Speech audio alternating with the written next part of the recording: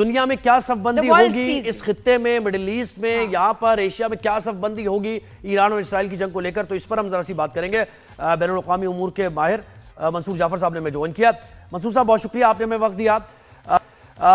سب سے پہلا سوال یہی کہ یہ جو آپ دونوں یہ جو جنگ دیکھ رہے ہیں ایران اور اسرائیل کی، اس میں مڈل ایسٹ کہاں پر کھڑا ہوا ہے؟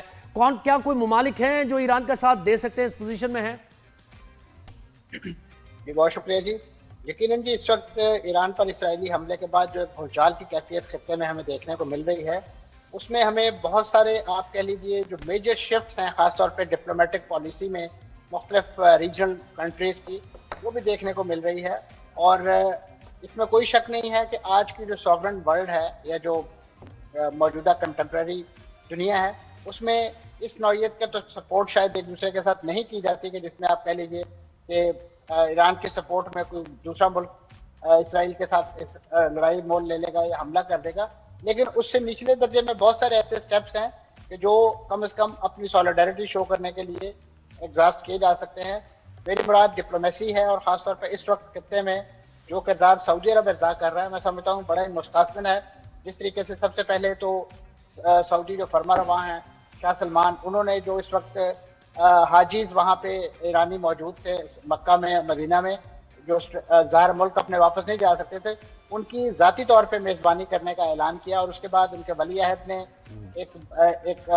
کال کی ایرانی صدر کو، پھر ان کے وزیر خارجہ نے کال کی، اور اس سے پہلے اگر آپ دیکھیں یہ جو مذاکرات کا عمل تھا، یہ بھی بنیادی طور پہ سعودی عرب کی ڈپلومیسی ہی کے نتیجے میں ہوا تھا کہ جب ان کے وزیر دفاع جو ہیں وہ ایران آئے اور انہوں نے علی خامنہئی سے ملاقات کی، اور پھر وہیں سے ایک میسج علی خامنہئی کا خصوصی یو اے ای کے توسط سے جو ہے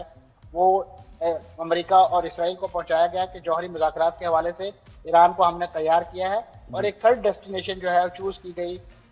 مسقط عمان جو ہے، تو وہاں پہ مذاکرات کی میز سجائی جائے گی۔ تو یہ ایک پوری انگیجمنٹ ہمیں دکھائی دیتی ہے، اور اب اس انگیجمنٹ کو جو عالمی فورم ہے جیسے اقوام متحدہ ہے یا دیگر فورم ہے، وہاں پہ بھی ہم ٹرانسلیٹ ہوتا ہوا دیکھتے ہیں۔ آپ نے ریسنٹ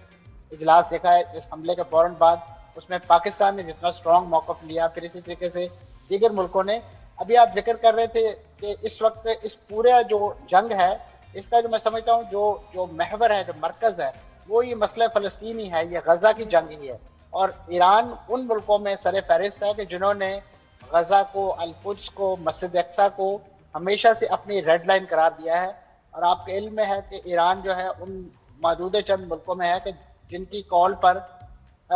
رمضان المبارک کا ہر آخری جو جمعہ ہے وہ یوم القدس کے طور پر منایا جاتا ہے، اور اس وقت ایران نے ایک میں سمجھتا ہوں ایک بھرپور جوابی وار کے نتیجے میں اپنا جو ملٹری میٹل شو کیا ہے، جو اپنا پوٹینشیل شو کیا ہے، اگرچہ اس کی کوئی پیرٹی ہم ڈرا نہیں کر سکتے بٹوین اسرائیل کیپیبلٹی اور ایران کی کیپیبلٹی، لیکن وہ جو کہتے ہیں نا کہ مقابلہ تو دل ناتوان نے خوب کیا، اور اسی وجہ سے میں سمجھتا ہوں کہ اس وقت ایران یعنی جو کمیٹی آف نیشن میں، اور خاص طور پہ آزادی پسند اقوام اور اپنے جو حق دفاع کو ایکسرسائز کرنے والی اور بڑی جرأت اور حوصلے کے ساتھ ایکسرسائز کرنے والی قوم کے طور پہ سامنے آیا ہے، اور یہ میں سمجھتا ہوں پاکستان کے لیے بھی بڑا ایک آئی اوپنر ہے کہ پاکستان، اور اس وقت جو وہاں پہ ایک لحاظ سے جو بڑے پیمانے پہ جو مین اینڈ مٹیریل لاس ہوا ہے، اس کی جو بھی ریسنٹ ریزن تلاش کی جا رہی ہیں، اس سے بھی پاکستان کو بڑا سبق حاصل کرنے کی ضرورت ہے کہ کیسے وہاں پہ انفلٹریٹ کیا موساد نے، اور یہاں پہ تھوڑا سا ایران کی طرف سے جو کوتاہی اور کمی ہمیں دیکھنے کو ملی کہ را جیسے ایجنسیز کو بھی انہوں نے اپنے ہاں اپنی جو بھی اسٹریٹجک کوئی مقاصد ہوں گے اس کے لیے وہاں پہ رکھا ہوا تھا۔ اس میں یہاں آپ ٹرکی کا کیا رول دیکھتے ہیں، چائنا کا اس وار میں کیا رول دیکھتے ہیں؟ جی اس میں کوئی شک نہیں جی کہ چین ان ملکوں میں شامل ہے کہ جس کے خطے میں اس وقت اسٹیک بہت ہائی ہیں، اور آپ کے علم میں ہوگا کہ جو سعودی عرب اور ایران کی جو ریپروچمنٹ کروائی تھی وہ ایران ہی کی میں سمجھتا ہوں بروکریج کا نتیجہ تھا، اور چین ہی کی بروکریج کا نتیجہ تھا، اور چین نے یہ ثابت کیا کہ وہ علاقے کے مختلف ممالک کے جو تنازعات ہیں، اور اسی طریقے سے روس کا جو انٹرسٹ ہے وہ بھی کسی سے پوشیدہ نہیں ہے۔ بالخصوص آپ کے علم میں ہوگا کہ اس پورے یعنی جو غزہ کے ڈبیکل اور اس لبنان میں جو تباہی و بربادی ہے، اس سے پہلے جس انداز سے شام کے اندر ایران کا انفلوئنس تھا، اور ایران کے جو وہاں پہ فوجی مشیران وہ ایک پوری ایڈوائزری کی کیپیسٹی میں وہاں موجود ہوتے تھے۔ ٹرکی کی بھی میں بات کر رہی تھی، ٹرکی کا بھی بتائیے گا کہ ان کا کیا رول ہے۔ जी, उसमें यकीनन इस वक्त जो तुर्की खासतौर पे शाम के अंदर जिस तरीके से एक ओवर राइडिंग पोजिशन में वहाँ पे मौजूद है, और इस वक्त यही ख्याल किया जाता है कि तुर्की की जो हुकूमत है इस वक्त वहाँ इंस्टॉल, उसको मुकम्मल हिमायत हासिल है तुर्की की, तो लिहाजा बीइंग। लेकिन सर उसको वो तो फिर शाम की हुकूमत जो है वो तो इसराइल की सपोर्ट नहीं, आप समझ रहे हैं कि वो ईरान की तरफ टिल्ट नहीं है उनका,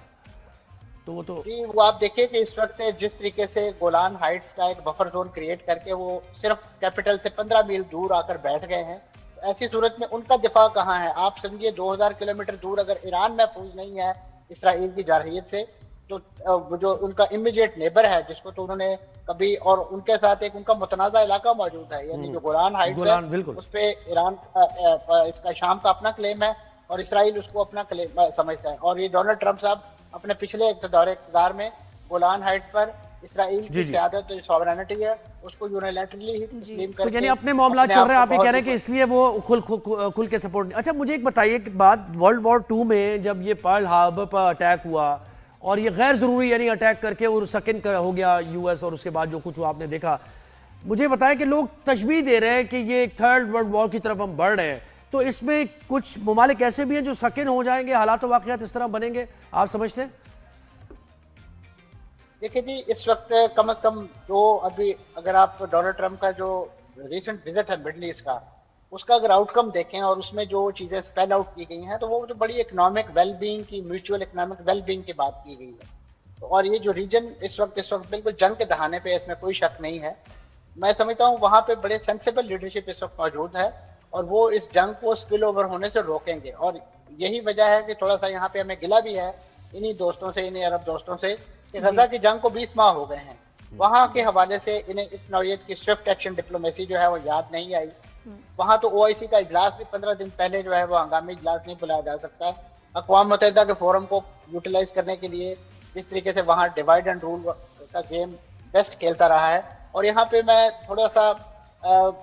जो वेस्टर्न पावर्स हैं, खासतौर पे यूरोपीय ममालिक हैं, फ्रांस, बरतानिया और जर्मनी, उनके किरदार पे भी निशानदेही करना चाहूँगा कि इससे पहले तो अपने अवाम को पागल बनाने के लिए और वहाँ के उनका गुस्सा ठंडा करने के लिए फ़लस्तीनियों के लिए बड़ी लिप सर्विस की गई थी। इस वक्त जुल्म और ज़्यादती हो रही है, लेकिन जैसे ही इस वक्त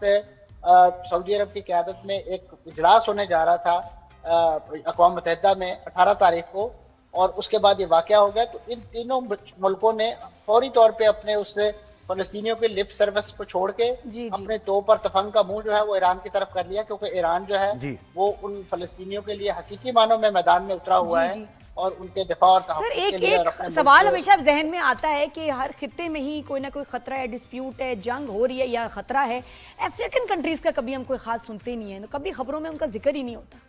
ये वहाँ जंगें नहीं होती है केनिया वगैरह में,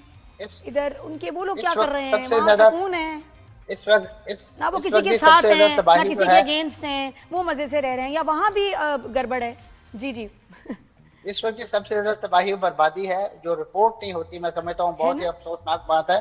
अगर आप सूडान का जिक्र करें या सुने तो आपके रोंगटे खड़े हो जाएंगे। वहाँ पे इस वक्त जो भूख नंग और कहत की जो कैफियत है, और वो किसी एग्रेसर ने नहीं की है, वो उनको आपस में उनको फोर्सेस बना के, और माजरत के साथ कहूंगा कि वहाँ पे भी हमारे इन्हीं जो तेल की दौलत से माला माल ममालिक है, इन्हीं की क्रिएटेड प्रॉक्सीज हैं। यहाँ पे ईरान पे तो बहुत इल्ज़ाम लगाया जाता है, वहाँ पे जो जनूबी सूडान के जो सोने के ज़खायर हैं उसका माल कहाँ आता है, किस खलीजी मार्केट में आके वो ओपन होता है, ये सारी एक ओपन सीक्रेट है। लीबिया को इस वक्त जो तबाही के दहाने पे लाके खड़ा किया गया और वहाँ जो हुकूमतें कायम की गई हैं, उसका कौन जिम्मेदार है? ये अफ्रीकी ममालिक ही। बिल्कुल। बर्किना फासो, जी वो तो बर्किना फासो का जो लीडर है, सरबराह है, वो भी अब खटक रहे हैं यूरोप और US को। Thank you so much sir.